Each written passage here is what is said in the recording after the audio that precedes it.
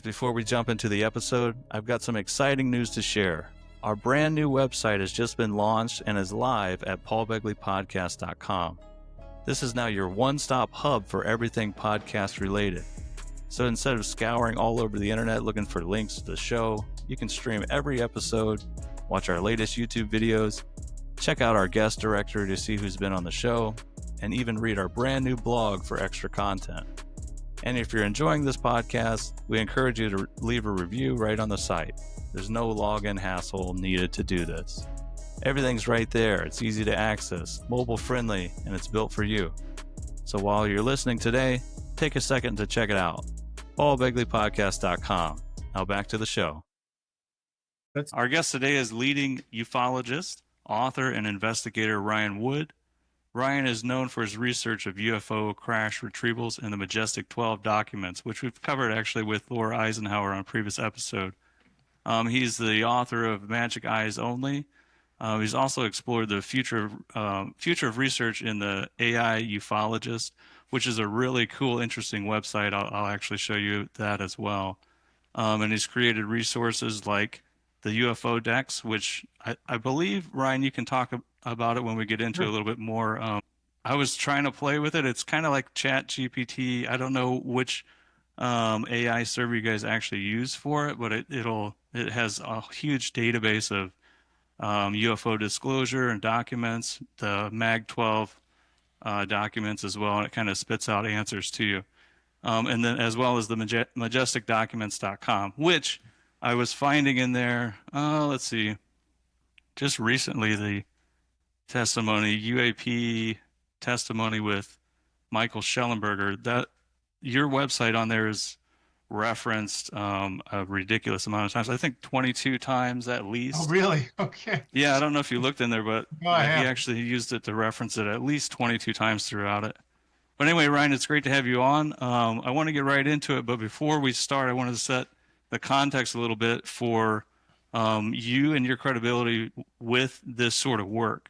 Could you go ahead and tell us exactly how you first got into this and kind of what makes you stand out as more of a, I would say, a more credible voice on this subject than most people, or what most people are used to hearing? Yeah, right. Well, thank you, Paul and Drew. So I got into this, I got originally exposed to it when I was like 16 years old, when my father, Dr. Robert M. Wood, a theoretical physicist, was working at Douglas Aircraft Company, and he had convinced his management that he wanted to work on gravity control because Douglas didn't want to be the last ones to figure it out, and Lockheed was perceived as being ahead. So he had convinced his management and focused on doing work there, and he had hired Stanton Friedman, a famous ufologist, to come work for him, and he came home to dinner, and so I, got initially exposed to some of the gravity experiments they were doing. They were doing regression hypnosis of abductees and a variety of things like that. But I sort of, I'm a 16-year-old. I'm going to high school and then off to college. This is what my dad does. I sort of ignored it until maybe 1994, when the first big leak, it's the second big leak of the Majestic documents, the Special Operations Manual, Extraterrestrial Entities, Technology, Recovery and Disposal, a long mouthful. And we can talk more about that and all the other Majestic documents, but that's my original. I'm an analyst. I'm an investigator. That's my background and focus, specializing in authenticity of the Majestic documents. I created the Majestic-documents.com website in like 1998 or something.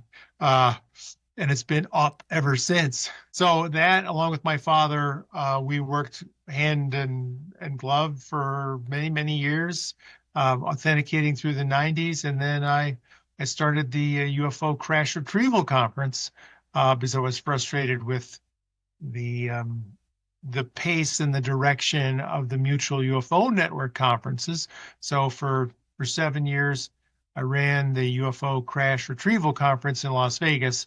Um, and so many of the stalwarts of ufology came and presented their cases and their um, crash retrieval events and ancillary evidence.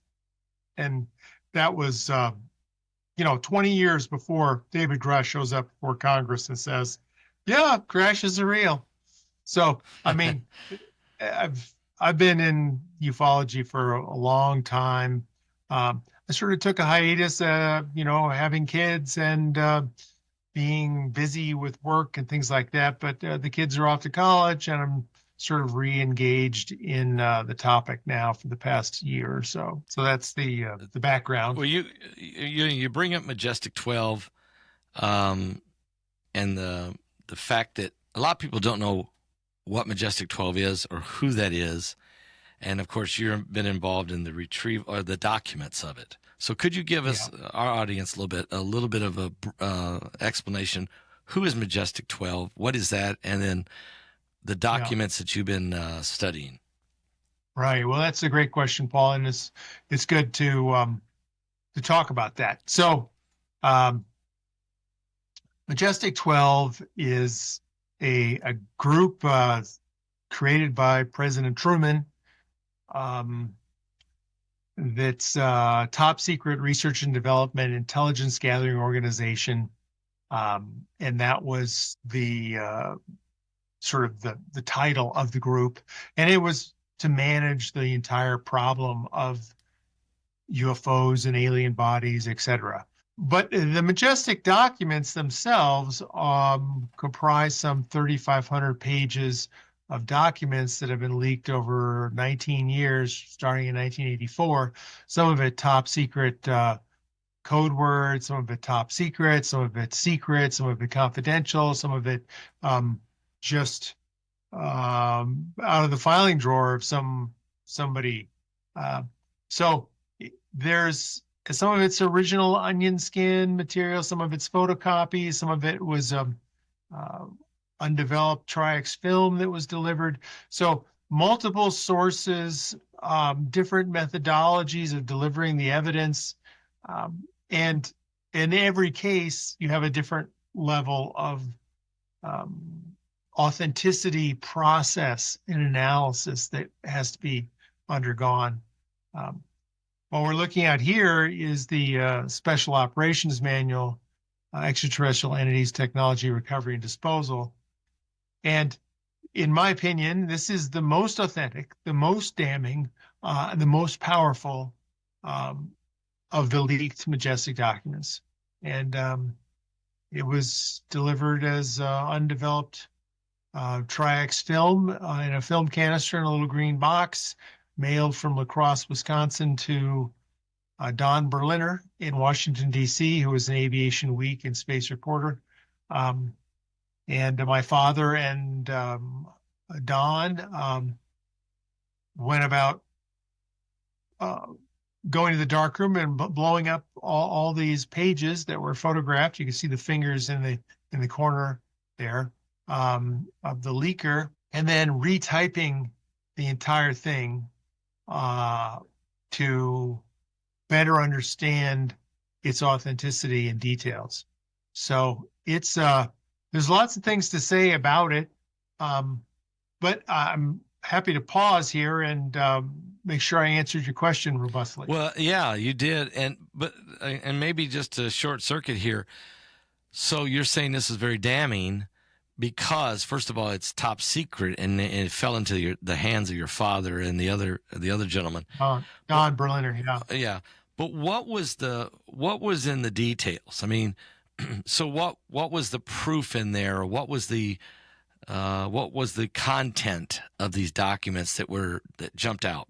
Yeah, there's lots of elements. I mean, one, it basically is a briefing document for recovery teams or soldiers that would be going to a crash site. So it tells you how to cover it up, how to say that it's a weather balloon or a down satellite or variety of cover stories are addressed.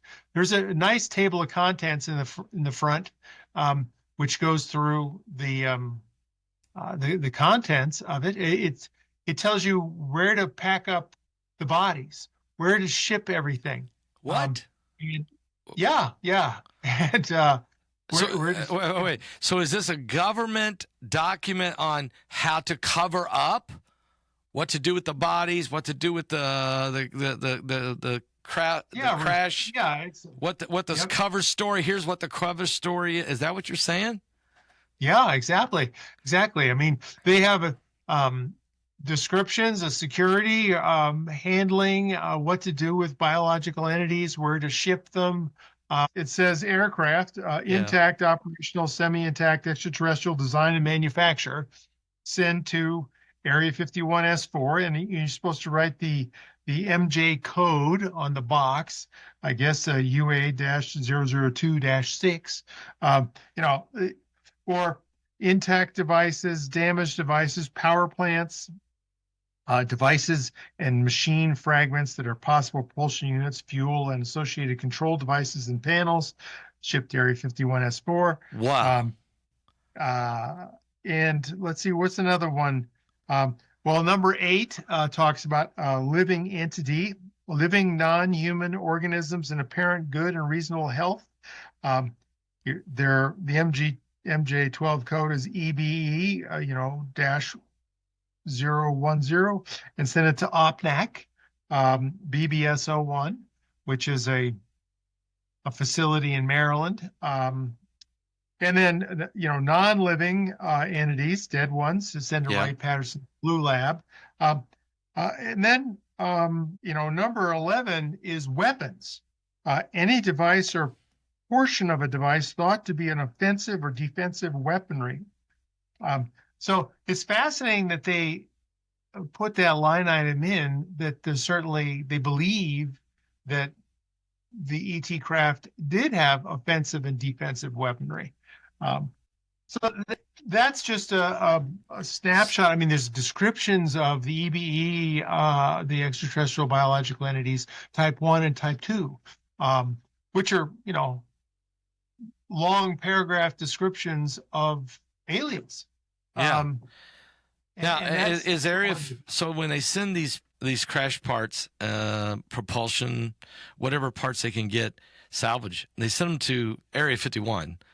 Is that where the reverse engineering was going on, or were there other sites that maybe they used as well?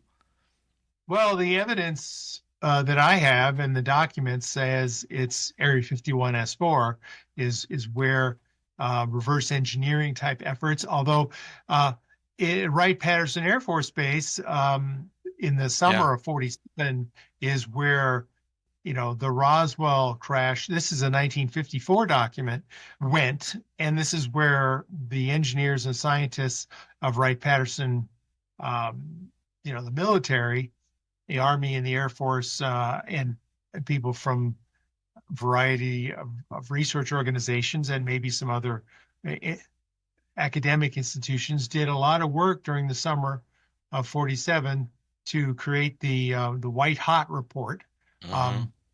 And that's on the Majestic Documents website, which describes the effort that went into trying to figure out the technology of the saucers recovered in Roswell in early July of 47. So, Ryan, I just wanted to go back just a little bit again with the MJ12 documents. We're going to get into. We'll talk about the retrievals that you had in your book, Magic Eyes Only. But I wanted to talk because this is, I think, what separates you from a lot of other ufologists and people actually following the subject. Can you describe to us, and I know there's tons of information on all of your websites on exactly how you guys do it, but for the audience, just to kind of, cliff notes on how you actually go about authenticating and, kind of your background with actually all of the documents that you looked at. You talk about doing FOIA requests all the time. I'm sure you get tons of pushback from that as well. Yeah. So there's a variety of tools and mechanisms that we use to authenticate documents. I mean, the classic approach that the FBI says is, well, where'd you get it? What's the provenance? And and in the case of the Special Operations Manual, it was stamped Kirkland Air Force Base, Building 21, Unit KB-88. And sure enough, oh yeah, 1954, there was a Building 21 on Kirkland Air Force Base, and it was a cinder block building. We have a picture of it. And and then on the change control page, the first page on the inside, basically the officers that do the updating and management of the booklet or the book. Those people, those initials and officers I was able to find in the Albuquerque phone book. And sure enough, they both lived on Perimeter Road in Kirkland Air Force Base. So that was as far as you could go with the provenance. Now, Right. that's other provenances is no problem. I mean, it was mailed from the Freedom of Information Act office in Fort Meade, and it's original onion skin material. So that's an example of the Encyclopedia of Flying Saucers book, or the what's called the Bowen manuscript, and that has, you know, top secret magic original stamps on it. It's got pen writing and ink, and there's forensics that can be done on the pen and ink and pencil marks and so forth. There's also handwriting analysis that can be done on the people. Vannevar Bush is noted in writing a sentence or two inside that document in pen, and you can authenticate the handwriting of Vannevar Bush. In other cases, for example, we used forensic linguistics, like in the Einstein-Oppenheimer memo, which is June of 1947, where people posed questions to Einstein about extraterrestrials. And he writes like a 5-page think piece about the problem of how to settle, or what would happen if aliens decided to settle on planet Earth. Is there any law that would be in place? And given the fact that planet Earth has no single unified political structure, they would have the right to settle. Right.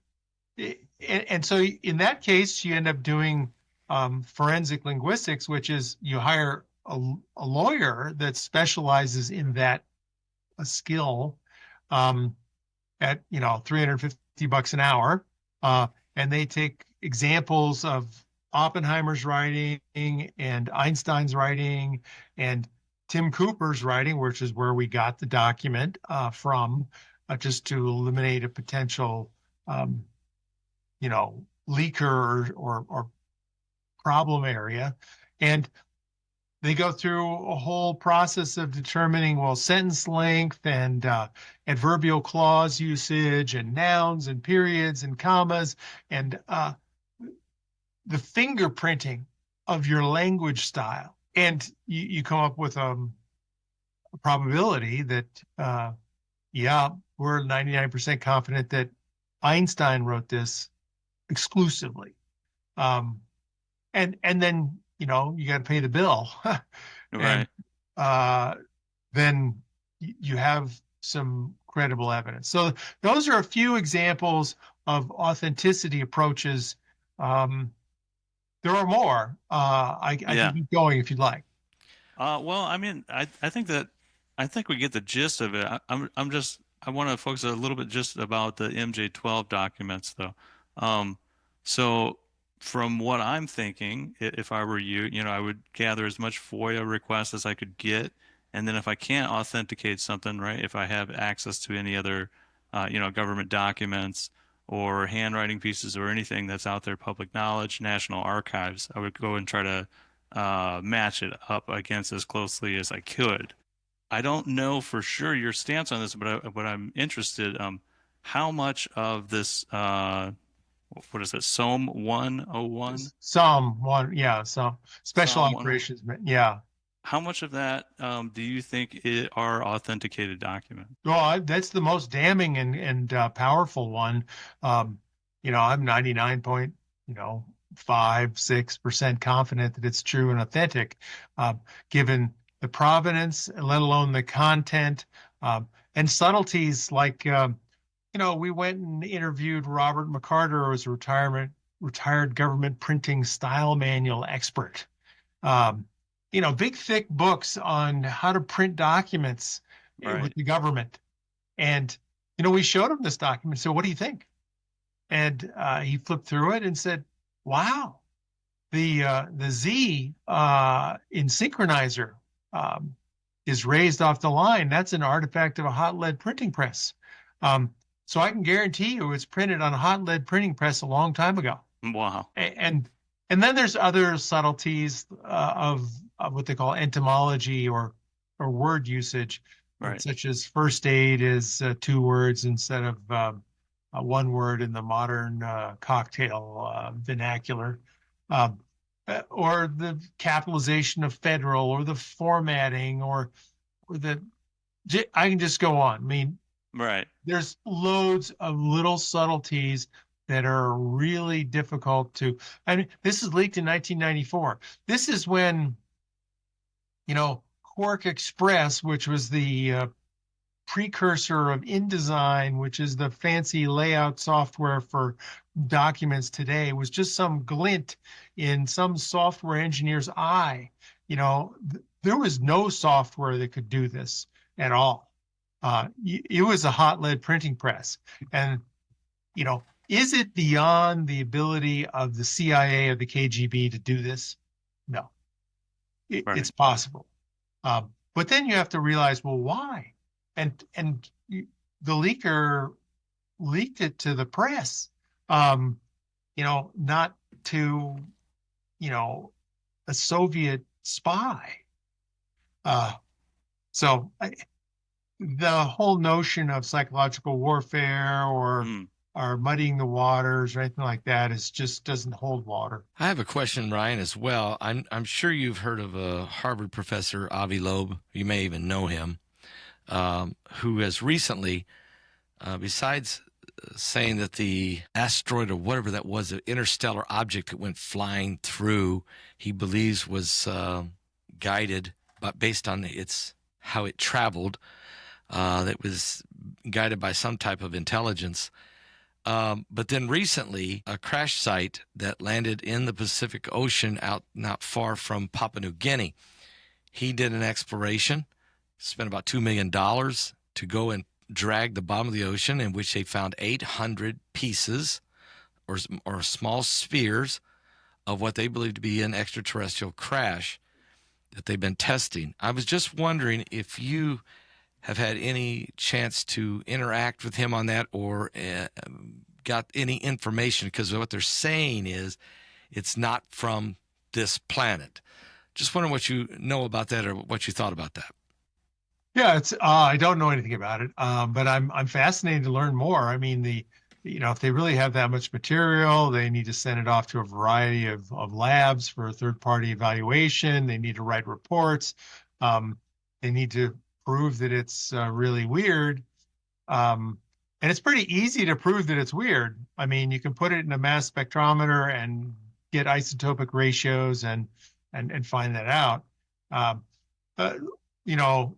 The Art Bell parts that came in the 90s that Linda Moulton Howe got, and now Gary Nolan has, and many people have analyzed those. Those parts of layered bismuth and magnesium with iridium ions placed one atom over are extremely unusual. You don't know what to do with it. I mean, it's like, I don't know what it's good for. I don't know how to make it. It's certainly, not of this world. Yeah. Not of this modern world. Well, and one more question, Paul, before you jump in.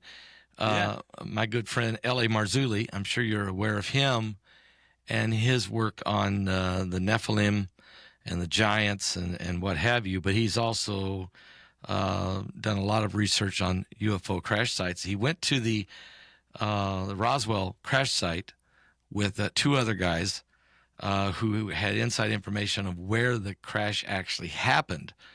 And using metal detectors, they found pieces of the crash site they believe is the crash site. Now they've sent it off for third-party analyzation. Testing. Yeah. And I'm waiting on him to come back to me with that. But initially they're pretty certain it's not government. It's not a weather balloon. Okay. But have you had any opportunity to talk to L.A. Marzulli or any of this information? No, not really. My focus on crashes is really to provide a compendium of events in my book Magic Eyes Only that highlights 104 different cases. And this is a new one that's recent and needs to be included. It would be it'd be the evidence from the experiments and from the testing that would be compelling to say that it's real and genuine and interesting. I mean, in the Roswell case, there's really 2 sites. There's the Brazel Ranch area, which you probably can get to with permission. And then there's the White Sands Proving Grounds site, 800 meters or yards southeast of the Trinity Burst site, where the exact longitude and latitude coordinates are in the Majestic documents. And if you use the correct topo map from 1947, you know right where it is. Oh, wow. And I think that's where he was at. But I would like to hook you up with him, or at least let you, because he sent that off for testing. He may have gotten those by now. I'm not sure. I know he's writing a new book, so maybe that's what he's got and he's waiting. But yeah, I think because of your expertise in the documentation of 104 different crash sites, obviously I think you'd probably be interested in what they have found, and I'm sure he would enjoy talking to you. So anyway, Paul, go ahead. L.A. Marzulli. Okay, go ahead. All right. Yeah. So, that was a perfect lead-in actually to your book, Ryan, with the Magic Eyes Only. So you're the expert on this. So you've documented over 104 cases.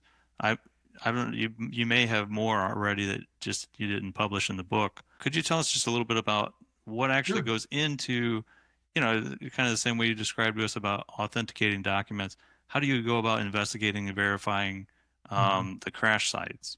Yeah, no, that's a great question. So when I was doing the UFO Crash Retrieval Conference in 2003, one of the people in the audience said, aren't you going to run out of crashes in another conference or 2?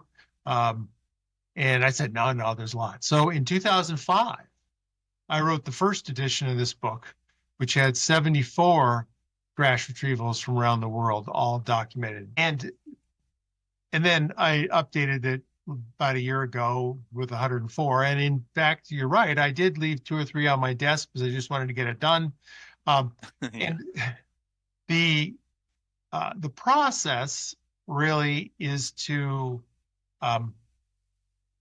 amalgamate and collate the work of many of the other primary investigators around UFO crashes. Now, I'm the primary investigator on the Cape Girardeau case, for example, but I'm not the primary investigator on Kecksburg, for example. Stan Gordon is, or many of the people have worked on Roswell, and many of the cases have their own dedicated books and papers and articles and investigators. But some of them are just, a FOIA document or a document about Project Moondust and a Bolivia recovery. So it's a cross-section of quality and credibility with every crash, and I give them all an authenticity rating based on a process of Does it have documentation? Does it have witnesses? How credible are the witnesses? There's a whole rich um, uh, set of criteria that go into a formula to rate the quality or authenticity of the case. And so that's what's included in the book. So people get, they may get 1 page with references and footnotes, or they may get 10 pages with lots of references and footnotes, Right. depending upon the particular case. And so I think that's why I'm super interested in your work, is because you do add that voice of authenticity to these things. This isn't just hearsay stories, or hey, I found this piece of metal in my backyard. Yeah. You're actually putting authenticity behind it, and you can back it up from A multiple process, yeah. sources. Right. I wanted, so you mentioned a couple of different sites. I wanted to kind of help myself, not only myself, but the audience as well. Could you maybe just pick one of them, one of the crash sites that you've documented, that's particularly stands out to you, and why it matters? Yeah. Well, I'll do the one that I investigated, the 1941 Cape Girardeau case.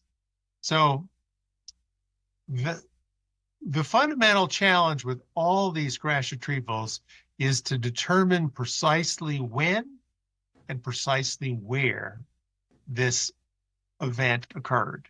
And if you know those two things, or even one of those two things, you can make a lot of progress in investigating the crash.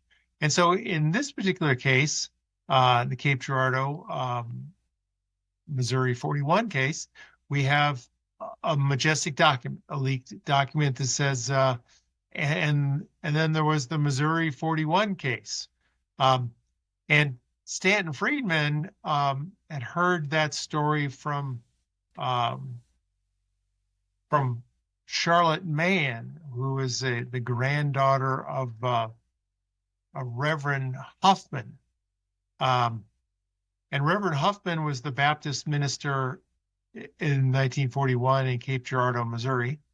And he was driven from his house on Main Street with a police car about 10, 15 minutes outside of town to a field where there was sort of a crashed craft, more of an acorn-shaped craft, I believe, and 3 dead alien bodies where he provided prayers and blessings to them.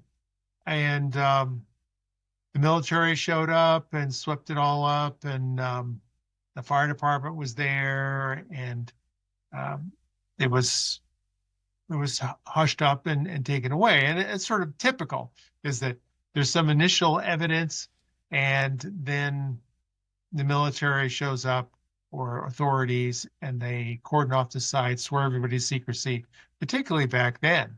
I mean, Right. Well, actually, can I stop you right there? And when you say the military shows up, or the authorities show up and they take things away, now how can, as far as this case goes, is there evidence of that actually happening? And is it in line with the Psalm? I think I said that right, 101. Yes. Well, the Psalm manual was maybe created because of this 41 crash, and Roswell and so forth. That's in 1954. But no, the primary evidence for this case is the documents and the testimony of Charlotte Mann, the granddaughter of Reverend Huffman. Reverend Huffman's wife, Flo Huffman, on her deathbed, basically confessed after Charlotte's cajoling to the entire event and scene. And over the course of several days, Charlotte got a rich tabloid of understanding of what actually happened. I mean, she heard about it, bits and pieces at the dinner table, on and off throughout her life, and felt it was really important for her to understand this. And I've interviewed her on camera. Other people have interviewed her on camera multiple times. Very authentic, very genuine. So that's evidence there. There's Right. also the I've looked at aerial photography from the National Archives. I looked at fire station logs. I've been on the ground with metal detectors trying to find evidence. Paul Blake Smith wrote a book called Missouri 41 that continues on in the investigation. He's got more evidence. Then there's the story of Rush Limbaugh Sr., who was a big mover and shaker in the town of Cape Girardeau, Missouri. And he told his son, Limbaugh Jr., to some extent, I don't know how much, but when Rush Limbaugh Jr. had his radio show in Florida, a caller called in and asked about, what can you tell me about this Cape Girardeau crash? And he said, well, there's a lot more to it than meets the eye, but I'm not going to talk about it on air. Wow. So, I mean, that's, secondhand, third-hand circumstantial evidence, but Right. it's interesting. Well, when you said that there was 3 bodies, that Reverend Huffman said there were 3 bodies. Do we have a description of what those bodies look like? I mean, were they grays? Were they something we've never, we can't identify? Was there any documentation on the bodies? Not that I recall. About Mrs. Huffman? Did Mrs. It's been Huffman? a long time. Go ahead. Did Mrs. Huffman? Did she hear from? Did Reverend Huffman say, "Hey, okay, here are these 3 bodies. Here's what they look like"? I mean, did she have any recollection of that? I don't know. I think the answer is she probably did, and she may have shared it with Charlotte Mann. But I did my investigation in like 2002 or 3, Right. and this is exactly the sort of question that I would plug into UFODEX, UFODEX.com, to say, did Reverend Huffman, or did Charlotte Mann or Reverend Huffman or the Cape Girardeau Clash provide any descriptions of the bodies? And all of the interviews are all transcribed, and the videotapes are all transcribed, and all the evidence around that entire case has been captured into the UFODEX tool, such that you can query it and get a nice, robust answer. So is that tool one of his websites, Paul? Is that what? Yeah, I'm actually going to Show us right that. now Yeah, so you because can see it as well. that's AI technology, right? That's pulling that all together. Yeah, and I want to clarify it. If you go to the home page on the left, and scroll down a little bit. UFODEX. Okay. Am I able to do it right now? Can you do it now? Yeah, but it's not real time. But put your question in, and it'll get answered. In less than 24 hours. Okay. So that's interesting, and that's pretty amazing. Go ahead. Yeah, to clarify what this is and how it works. So it's got 662,000 pages in it right now, although I need to update it again, and we'll go over 750,000. And it's got 750 of the best books in ufology, all scanned and OCR'd and indexed. All the periodicals in ufology, the Flying Saucer Review, UFO Magazine, the Mutual UFO Network, the Center for UFO Studies, QFOS, NICAP, historical periodicals. Yeah, there we go. Highlight that. There you go. And FOIA releases, My Times in the National Archives. It is a tremendous repository, and every page gets analyzed by AI and summarized, and it turns into what's called retrieval augmented generation, or a RAG database. So it's a brain implant into ChatGPT, and it can only access its implanted brain. I mean, it uses language I can show an skills. example of it. Yeah, there you go. There we go. So in other Right. words, it's not scouring the internet for the information. It's using what you've inputted. And it has the AI brain that can take that 662,000 pages. Yep. And it can answer the questions that you have input, because you've done the research on whether or not the documentations would be worth putting in there or not, or if the writers of the books would be worth putting in there. Is that correct? Right. That's absolutely correct, and that's a good summary. I mean, you still have the garbage in, garbage out problem with AI, and Right. I wanted to solve that problem by managing the quality of the information. And what you're seeing on the screen is an example. This one is, why are UFOs often sighted near dams and reservoirs? What's their intention? Are they taking water or processing water? And so here you get 1,000-word answer about that particular topic. And in our earlier discussion, I would ask the question, in the Cape Girardeau, Missouri 41 crash, what evidence is there for the description of the bodies that are in the craft, or is there? Right. Right. So and then there's references below there. You can see the references by Carl Lorenza, Flying Saucers, Bob Pratt, and I can have a lot more reference. You can ask for references, and so you can. Everybody has questions, and just fire them in. Like compare and contrast the alien agenda for the Greys with the notion that they're saviors for humanity and they're the devil from hell. And you'll get an answer that's thoughtful and sophisticated. Or give me 10 Bible quotes about aliens, period. Or if you want, you could ask, give me 10 quotes from the Quran, or, other sources, that you can think of. There's lots of, like Reverend Downing's book on Bible and UFOs is in here. I mean, there's probably 15 books that are associated with religion and UFOs that are all in the system. Very fascinating. Yeah, that's this very is fascinating. super cool. Yeah, that's some valuable information. I'm sorry. I think I missed it, but I was thinking and I was reading at the same time. So you use ChatGPT and then you pretty much gave it a set of parameters on where it's supposed to go?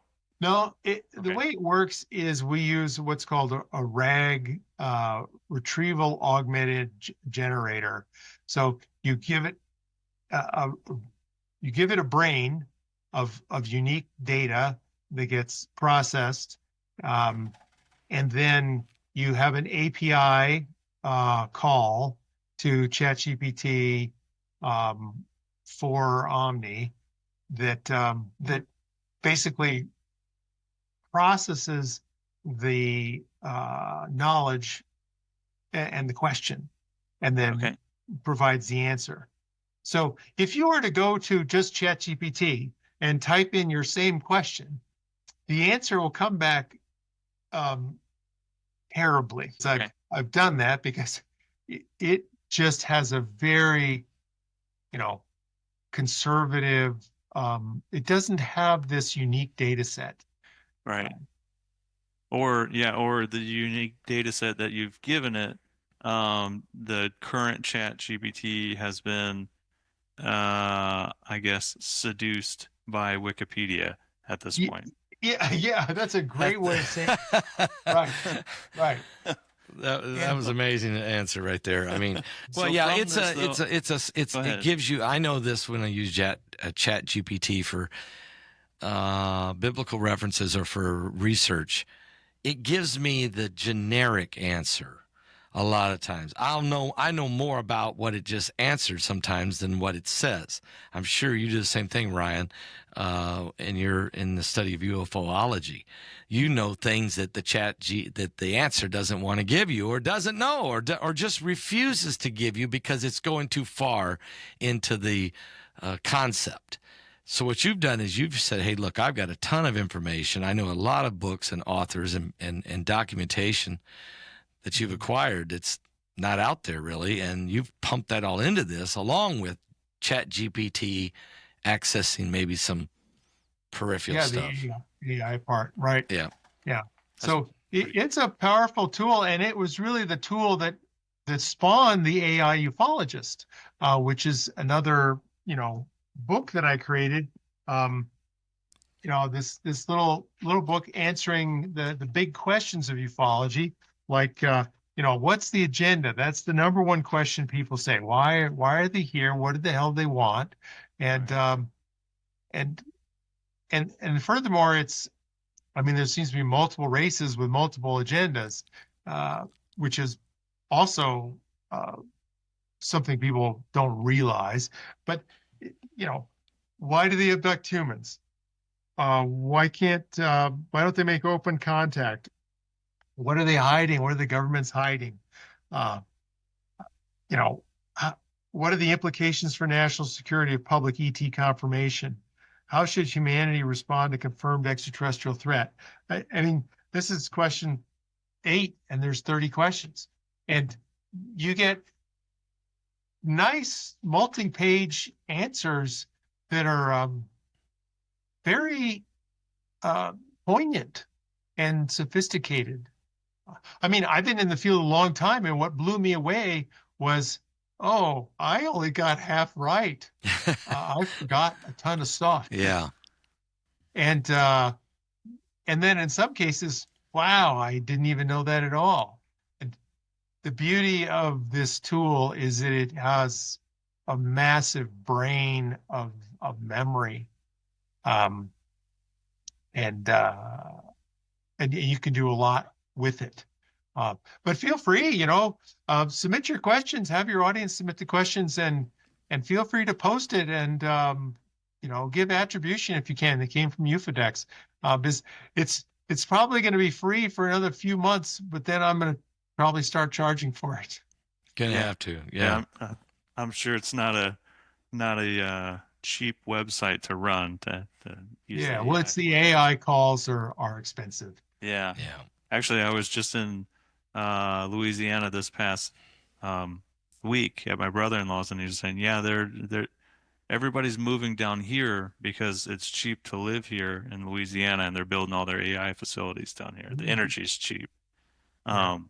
So Ryan, a couple more questions here for you. What are your current thoughts on as we alluded to at the beginning, Major David, I always forget how to say his last name, Grush, and Bob Lazar, but we alluded to at the beginning the UAP hearings with Michael Schellenberger, and actually referencing majesticdocuments.com, which is one of your websites on there.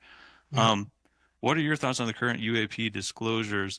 And do you find, did you say Grush? Or I think I think I listened to Major Grush on Joe Rogan podcast as well. I thought it was really interesting when he was on there. But do you find the disclosures? Actually, I'm always skeptical of people that are on major podcasts like that, especially when they're breaking stuff out like that. I always question their credibility, especially when they're an officer of the intelligence agency. So I wanted to see, what is your thoughts on the current disclosure, and do you actually find Major Grush credible, or just an intelligence agency plant at this point? Yeah, I don't think he's a plant. Okay. I think he's the real deal, but he hasn't been told the whole truth, and he may be used as a limited hangout to sort of see what the heck Congress will do with a credible witness saying there's crash retrievals, and biologics. Did the world melt down and go crazy? No, it didn't. the Congress get a little excited, and you know, Senator Mark Warner and Tim Burchett and Nancy Mace and all these the Right. Congress people get a little burr and pissed off that they aren't clued in on the secret. Yeah. And Grush wasn't clued in on secret either. So I I think that he's the real thing. And the bad guys are delicately trying to balance transparency and secrecy at the same time. And you know, every year they probably have a vote of, well, should we tell them the truth or not? Or how much do we tell them? And what's the plan for this year to sort of continue the desensitization process? And it's been ongoing all along. You know, if it was the 60s and you had you know, a movie like Independence Day, that might be too much for people to handle. But you can see the general trajectory of kids programs having more alien characters. I mean, Leo and Stitch from Disney. My goodness, you know, let's get the kids a little more acclimated to the fact that maybe in their lifetime they're going to be confronted with the reality of a superior extraterrestrial civilization. You know, when you bring up the UAP, Paul, you brought up the UAP disclosure. I'm going to say disclosure conference, or excuse me, hearings. The day they were doing that, Stephen Bassett, and I'm sure Ryan probably knows Stephen or knows of him. Stephen, I know him. Yeah, so Stephen Bassett was sitting behind Garouche. Okay, that same exact day, I had scheduled for Stephen Bassett to interview him for one of my webinar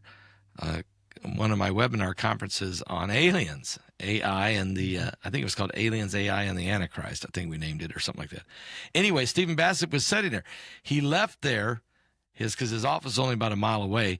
He went to his office. He got in. He turned on his laptop, and I interviewed him. He just walked from there to there. So I was saying to him, Stephen, can you tell me what was your perception of what these guys were saying? He goes, and he's been around in there, I guess, 30 years. I mean, I guess he's been hanging around Washington forever. So I figure he either is a part of the system or he's the liaison or what have you. And he said, I can tell you it was credible. Everything they said is credible, but it's about half the story. It's about half the story. He said, we're not at full disclosure, believe me. Would you agree with that, Ryan? Would you think his... I would. I mean, the question is, you know, what is full disclosure and what does that entail? I mean, and I don't really know the answer to this question. I mean, the government knows a lot about the biology of the aliens and the hardware. And they may have reverse engineered. They may have gravity control craft, which I believe they do.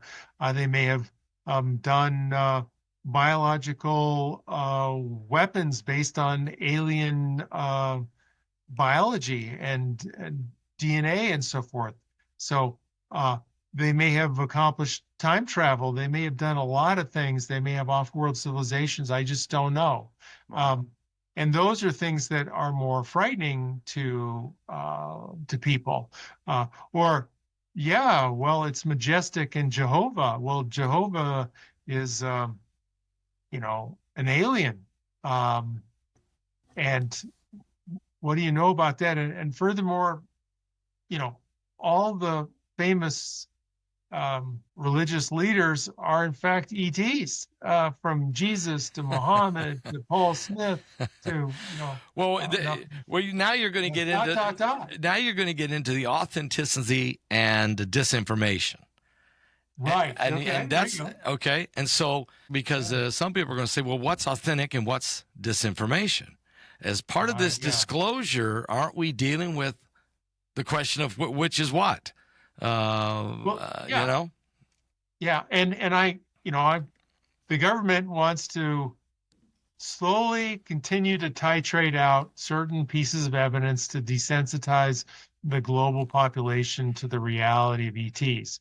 That the question is, Stephen Bassett and others are in the time frame of disclosure is in 6 weeks or 6 months or 2 or 3 years. Yeah. And the bad guys are on the disclosure time frame of, oh, let's try 50 years. Yeah, 50 years. And my attitude is neither is right, and that the ETs really run the show. And President Obama's interview on Jimmy Kimmel Live, which was interesting, he said, well, the ETs are really running the show, and they don't want us to disclose your presence, or words to those effect. And I think he was right. And so the criteria for disclosure for the ETs to show up and have planet Earth join the cosmic kindergarten, so to speak, is, clean up your environment, get rid of your nukes, right? Because feed everybody on planet Earth, and educate everybody on planet Earth. And then maybe you can join the cosmic kindergarten and be get rid of all your wars too. Have some sort of unified, supportive economic structure for all humanity. And that, in my opinion, can't be accomplished without a breakthrough in gravity control or fusion energy, which is my day job. So I thought you were gonna. Well, I do have something on that. I mean, Yeah. You probably was reading my mind. Huh? Obviously, that entire philosophy that you just brought out, because a lot of people say they see UFOs around nuclear sites or military bases and military operations, and that seems to be quite common in sightings or abductions. Okay, people who feel they've been abducted. And then there's also the fallen angel technology, the fallen angel philosophy, and that is, Lucifer and his third band of demons, the fallen angels from heaven, who are the ones who's actually masquerading in the ET technologies, and so we on planet Earth have also been finding bits and pieces of this and re-engineering or learning fallen angel technology. So, and you can understand that both of those theories, both of those perspectives, there's still no denying, no matter which perspective you're coming from, there's no denying people are having encounters. People have had encounters, whether it's an ET or some extraterrestrial from another solar system, or if it's a fallen angel from heaven. There's one thing's for sure: people are having encounters. So, I mean, from that perspective, Ryan, you are the guy who's supposed to, that are analyzing the documentation to try to come up with at least the verification and the confirmation of at least what they're finding. Or do you interview people who feel they've been abducted? Is that part of your investigative work, or do you stick to the documentation and the parts that have been found? Generally, I stick to the parts in the documentation and that stuff. However, you can't be in this field without being exposed to all those experiences or genuine emotional responses from people that have had profound interactions. Absolutely. And that those are very real, and I'm in no way do I discount them at all. And actually, in the AI ufologist, I was just question 24 was what are the messages, insights, and communications that human experiencers are receiving from extraterrestrial biological entities? Are they focused on the planet's future, or what are their specific technologies or scientific thrusts that are being communicated? Well, when you go to page 87 and read the answer, which I'm going to do again, I'm not going to read the whole thing, but their themes are environmental warnings, which I mentioned earlier. You're killing the planet, stop it, via pollution and the oceans and on and on. Ecological caution, you guys may be going too fast. Some people may be going too quickly in AI or, quantum computing or maybe gravity control. And then there's the theme of spiritual evolution and unity, which is all along the religious and spiritual aspect of we can all be better people. Um, hey, the Ten Commandments are the Ten Commandments, and they're sort of universal across multiple religions. Right, And right. if you follow that, you should think things will turn out better. Yeah. Yeah, Do not kill, do not steal. I mean, those kind of go across the board, right? I mean, exactly. Okay. Yeah. Yeah. And but then there's other things like hybridization programs or personal transformation or advocacy for peace and disarmament, which I sort of mentioned.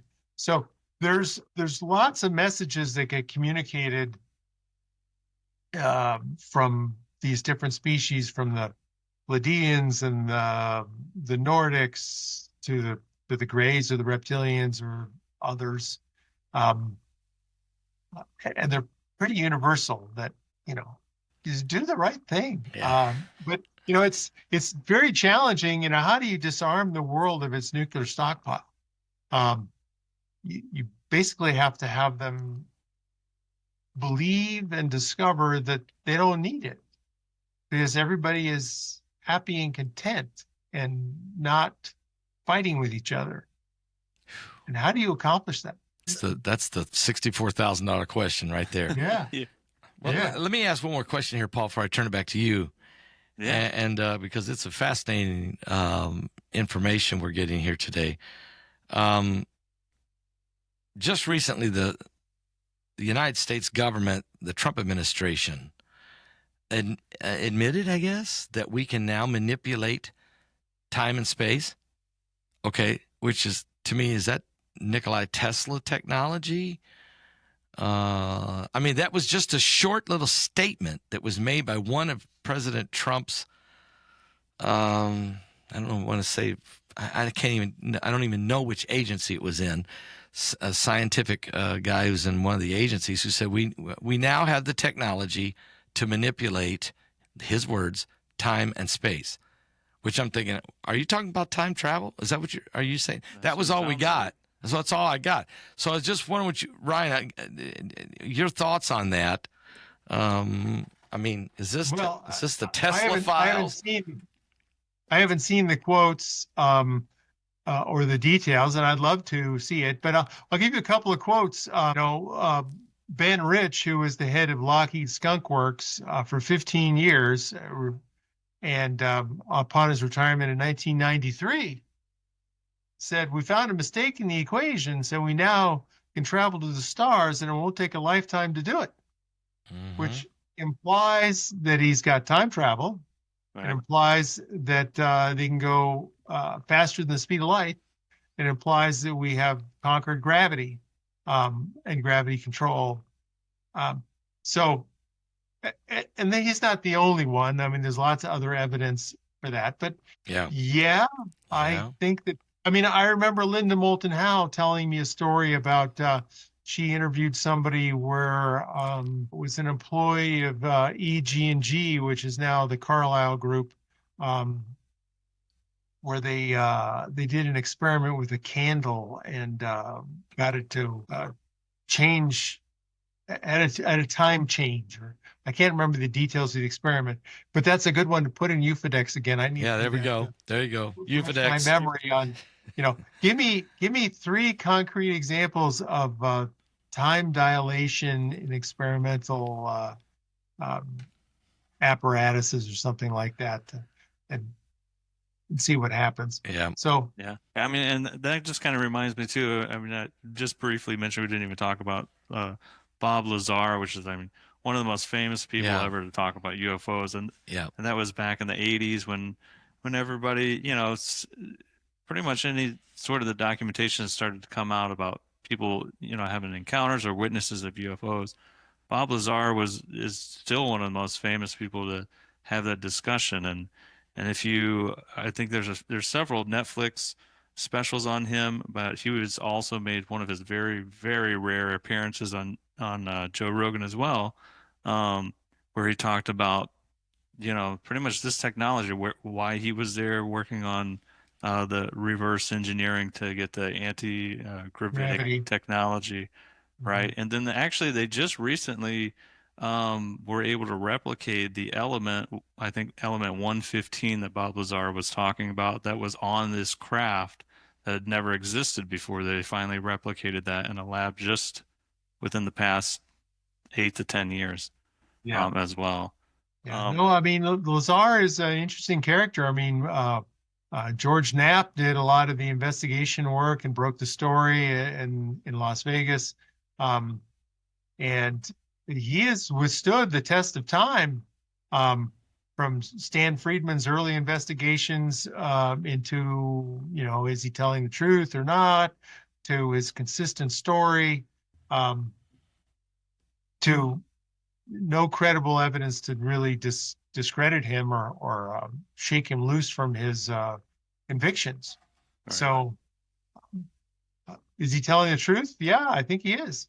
Yeah, probably. And yeah, his story Probably doesn't is. change. It's still the same. So, Ryan, I wanted to ask, I don't know if Pastor, if you have anything else to add. No, go before ahead. Go ahead right now. Okay, Ryan, I just wanted to ask, do you currently have any upcoming research projects? I know, Pastor, you talked about Ryan's going to be speaking at a conference. Yeah, what's the coming name up of later that this year. conference? I'm going to it, and I don't know the name. It's called Contact in the Desert. It's famous. They use Contact it. in the Desert. Contact, and they And, use it every year. yeah, Contact in the La Quinta down in Coachella Valley in the Palm Springs area, Yep. in Cool. the deserts of Southern California. There, actually, as a young kid, I don't know, when I was 15 or 16, my dad took me out to the desert, because he had one of his employees working out there with a magnetometer trying to get data on flying saucers going overhead to get field strength information about how strong the magnetic fields are of the saucers. So yeah, I'm talking about gravity control there at that, and I have a workshop on the AI ufologist. We're going to be doing audience questions in real time, on everything that people can ask. So you're going to do that at the Contact in the Desert? Yeah, Oh, it's a cool. workshop. Yeah, it'll be a workshop, and we'll get everybody's questions. Everybody's got questions, Yeah. Everybody's got a perspective. I'm going to have to sit in on that workshop. That's all there's to it. I want to see how that works. So that sounds so Sure. exciting. Wow.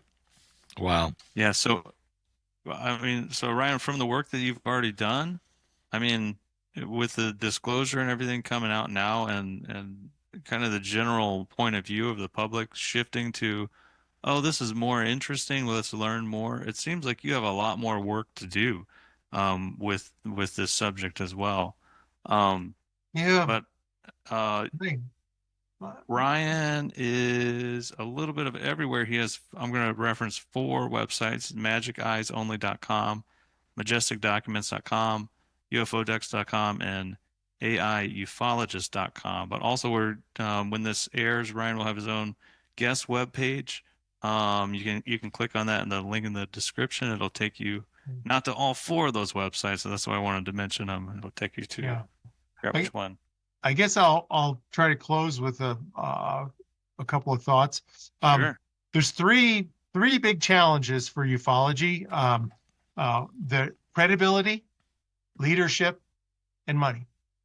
And that sounds like the church over here on my side. Yeah. I mean, we need all 3. We need all 3. Okay. Yeah, exactly.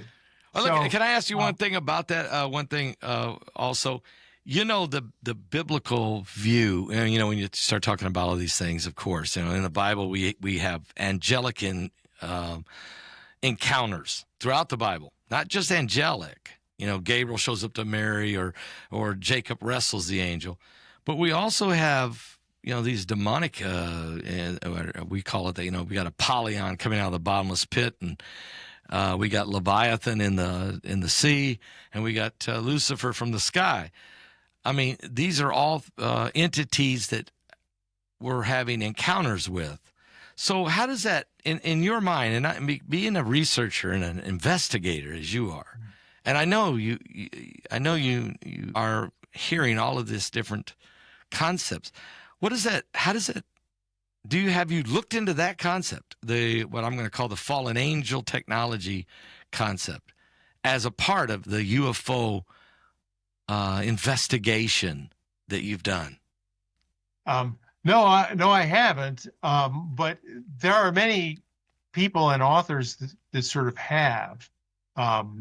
And I think of UFOs in the Bible. I think of there's several books that try to, robustly discuss the challenges associated with the yin and the yang, the dichotomy of the angel and the devil, and how they relate to this topic. And are there good aliens and are there bad aliens? Yeah, I think so. Yeah. And they do have different agendas. Yeah, they do. But going back to the credibility, leadership, and money, my latest effort is about credibility, and I created this book called UFOs. Who knows? I don't know if you can see that. Tilt it a little bit. There it is, right there. There you go. Yeah. UFOs. Who knows? There's a website for that too. It's on Amazon, but it's a book of 185 quotations, a picture, quotation, a reference, a bio, one per page, of leaders across the globe in different sort of genres, from astronauts to celebrities to religious leaders to scientists and engineers to government to celebrities. Lots of celebrities have said some very profound things. And we spent a fair amount of time on the religious section, the Dalai Lama, the Pope, many people that I have difficulty pronouncing because they're from Islamic religions and Hindu religions and Buddhists and all. It's a broad swath of religious culture on planet Earth, and they all have varying levels of comment and insight. Fascinating. Yeah. Yeah. It is. So the goal was to improve the credibility of the field, because anybody who reads this book or looks at it says, oh my goodness, there's a lot of people, important, powerful people that I respect, saying something profound. And that was my effort of improving the credibility of the field. Is that that's your book? Is that on Amazon? Yep. Yeah. Yep. UFO who? I'll have it in contact. Okay. And so leadership is what you guys are doing. You're doing what you can do. You can do podcasts, you can have this perspective, you can interview people, you can get the word out. And then ultimately funding, there's probably $2-3 million spent on everything in ufology, and it easily could absorb 50 million. And this is what needs to happen if you want to accelerate understanding and disclosure for the population. All right. There you go. So that's the three big ones. I just want to say, Ryan, I really appreciate you coming on and sharing. And I do like the fact that you are the guy who's finding the credibility behind all the noise, that says, okay, what has actually happened? What do we got documented? What does the government know? What are they hiding? I mean, that's fascinating when you showed the documents that your father found in those little canisters that got brought to light, that there's absolutely a government cover-up. Now, what they're covering up, we're not sure yet. Everybody's digging, but there's no doubt there's a cover-up. Okay. Yeah. I mean, that we know. Would you agree? I mean, that's just no question. Yep. No question. And I think it's also in the black budget in space. When I talked to Laura Eisenhower or somebody like that was recruited for the Mars projects or what have you, there's no doubt that the government has other projects going that has still not been disclosed to the American people. It's a black budget, whatever it is. Maybe it's space, travel. We don't know what all they're in, but certainly in this category, there's a government covering. We don't know what all they're covering up, but we're trying to find it out. And by finding it out, by interviewing people who have had either know something about crash sites like you've done, or interviewing people who said they've had encounters, all of these things will help bring about, I guess, disclosure. And what does disclosure mean? And what will we find when we disclose it all? And I'm just thankful for your work. Glad you're working at it and you're out there pounding on it. And appreciate you coming on and being with us. Thanks for the opportunity. Thank you, everybody, for joining us today on the Paul Begley Podcast. New episodes will be released every Tuesday on all major podcast streaming platforms. For a video recording of this episode, you can watch and subscribe on our YouTube channel at Paul Begley Podcast. Hey guys, we want you to connect with us. Follow us on X and Twitter at Paul Begley Pod. We'd love to hear your questions you want us to answer on the show. For additional Paul Begley content, go to our website at paulbegleyprophecy.org. If you've thought about it, we'll talk about it. Paul Begley Podcast.